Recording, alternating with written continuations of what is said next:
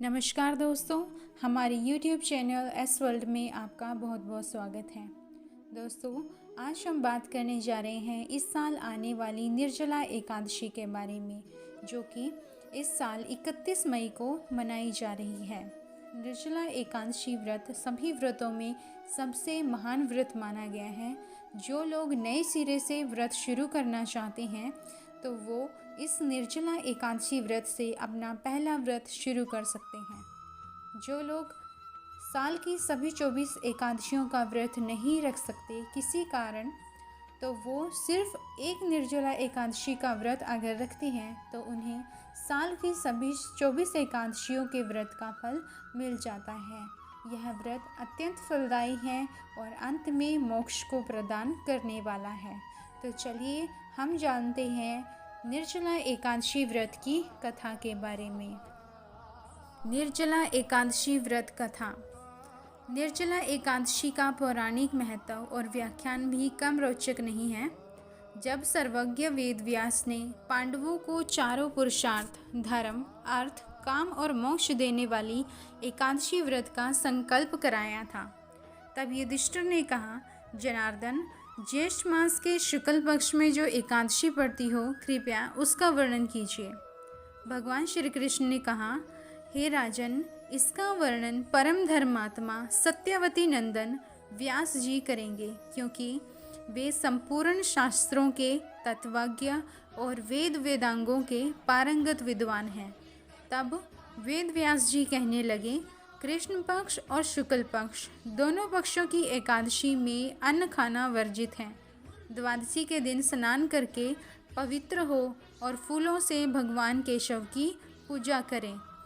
फिर नित्य कर्म समाप्त होने के पश्चात पहले ब्राह्मणों को भोजन देकर अंत में स्वयं भोजन करें।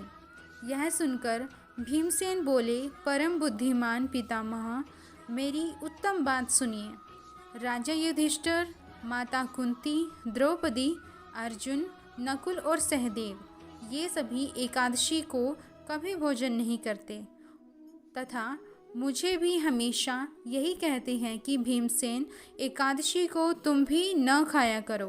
परंतु मैं उन लोगों से यही कहता हूँ कि मुझसे भूख नहीं सही जाएगी।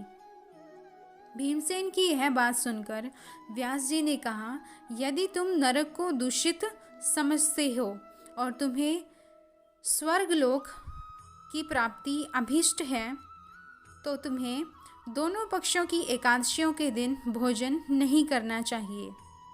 भीमसेन बोले, महाबुद्धिमान पितामह, मैं आपसे सच कहता हूँ, मुझसे एक बार भोजन करके भी व्रत नहीं किया जा सकता, तो फिर उपवास करके मैं कैसे रह सकता हूँ।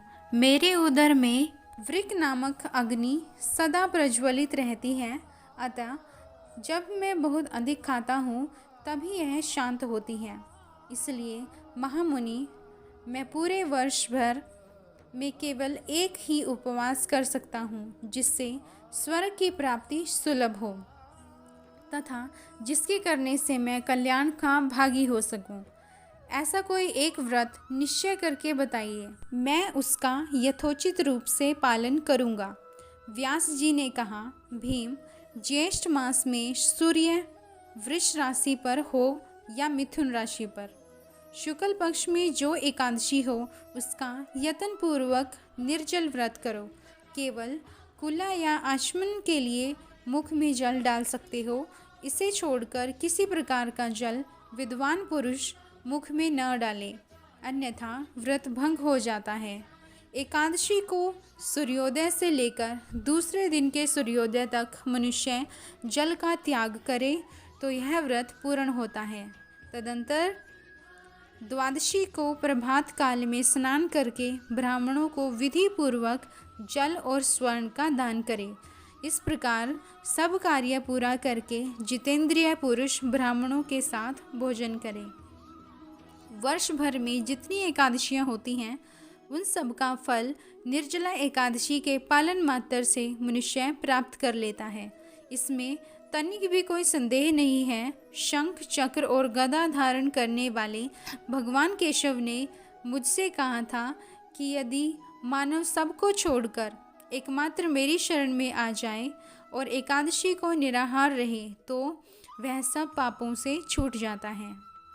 एकादशी व्रत करने वाले पुरुष के पास विशालकाय, विकराल आकृति और काले रंग वाले दंड पाशधारी भयंकर यमदूत नहीं जाते। अंतकाल में पीतांबरधारी, सौम्य स्वभाव वाले, हाथ में सुदर्शन धारण करने वाले और मन के समान वेगशाली विष्णुदूत आखिर इस वैष्णव पुरुष को भगवान विष्णु के धाम में ले जाते हैं। अतः निर्जला एकादशी को पूर्ण यत्न करके उपवास और श्री हरि का पूजन करो। स्त्री हो या पुरुष, यदि उसने मेरु पर्वत के बराबर भी महान पाप किया हो तो वह सब इस एकादशी व्रत के प्रभाव से भस्म हो जाता है। जो मनुष्य इस दिन जल के नियम का पालन करता है वह पुण्य का भागी होता है। उसे एक एक प्रहर में कोटि कोटि स्वर्ण मुद्रा दान करने का फल प्राप्त होता सुना गया है। मनुष्य निर्जला एकादशी के दिन स्नान, दान, जप, होम आदि जो कुछ भी करता है वह सब अक्षय होता है। यह भगवान श्री कृष्ण का कथन है।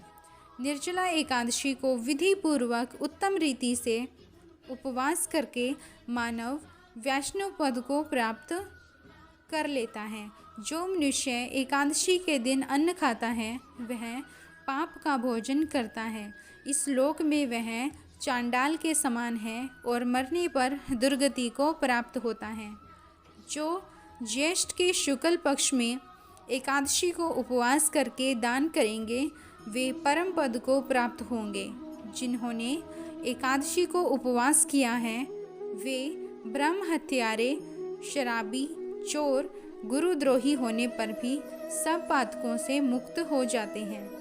कुंती नंदन, निर्जला एकादशी के दिन श्रद्धालु स्त्री पुरुषों के लिए जो विशेष दान और कर्तव्य विहित हैं उन्हें सुनो। उस दिन जल में शयन करने वाले विष्णु भगवान का पूजन और जलमयी धेनु का दान करना चाहिए अथवा प्रत्यक्ष धेनु या घृतमयी धेनु का दान उचित है। पर्याप्त दक्षिणा और भांति भांति के मिष्टानों द्वारा यत्न पूर्वक ब्राह्मणों को संतुष्ट करना चाहिए। ऐसा करने से ब्राह्मण अवश्य संतुष्ट होते हैं और उनके संतुष्ट होने पर श्री हरि मोक्ष प्रदान करते हैं। जिन्होंने शम, दम और दान में प्रवृत्त हो श्री हरि की पूजा और रात्रि में जागरण करते हुए इस निर्जला एकादशी का व्रत किया है उन्होंने अपने साथ ही बीती हुई 100 पीढ़ियों को और आने वाली 100 पीढ़ियों को भगवान वासुदेव के परम धाम में पहुंचा दिया है। निर्जला एकादशी के दिन अन्न, वस्त्र, गो, जल, सैया, सुंदरासन, कमंडलू तथा छाता दान करने चाहिए। जो श्रेष्ठ तथा सुपात्र ब्राह्मण हो उसे जूता दान करना चाहिए। वह सोने के विमान पर बैठकर स्वर्गलोक में प्रतिष्ठित होता है। जो इस एकादशी की महिमा को भक्ति पूर्वक सुनता अथवा उसका वर्णन करता है वह स्वर्गलोक में जाता है। चतुर्दशी युक्त अमावस्या को सूर्य ग्रहण के समय श्राद्ध करके मनुष्य जिस फल को प्राप्त करता है वही फल इसके श्रवण से भी प्राप्त होता है। पहले दंत धावन करके यह नियम लेना चाहिए कि मैं भगवान केशव की प्रसन्नता के लिए एकादशी को निराहार रहकर आचमन के सिवा दूसरे जल का भी त्याग करूँगा।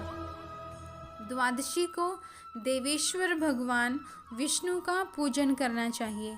गंध, धूप, पुष्प और सुंदर वस्त्र से विधि पूर्वक पूजन करके जल के घड़े का दान करके संकल्प करते हुए निम्नांकित मंत्र का उच्चारण करें। संसार सागर से तारने वाले हे देव हर्षिकेश, इस जल के घड़े का दान करने से आप मुझे परम गति की प्राप्ति कराइए। भीमसेन, ज्येष्ठ मास में शुक्ल पक्ष की जो शुभ एकादशी होती है उसका निर्जल व्रत करना चाहिए उस दिन श्रेष्ठ ब्राह्मणों को शक्कर के साथ जल के घड़े का दान करना चाहिए। ऐसा करने से मनुष्य भगवान विष्णु के समीप पहुंचकर आनंद का अनुभव करता है। तत्पश्चात द्वादशी को ब्राह्मण भोजन कराने के बाद स्वयं भोजन करें। जो इस प्रकार पूर्ण रूप से पापनाशिनी एकादशी का व्रत करता है वह सब पापों से मुक्त हो आनंदमय पद को प्राप्त होता है। यह सुनकर भीमसेन ने भी इस शुभ एकादशी का व्रत आरंभ कर दिया। तब से यह लोक में पांडव द्वादशी के नाम से विख्यात हुई। ज्येष्ठ शुक्ल पक्ष एकादशी के ही दिन भगवान श्री कृष्ण ने देवी रुक्मिणी का हरण किया था। अतः यह एकादशी रुक्मिणी हरण एकादशी के नाम से भी जानी जाती है।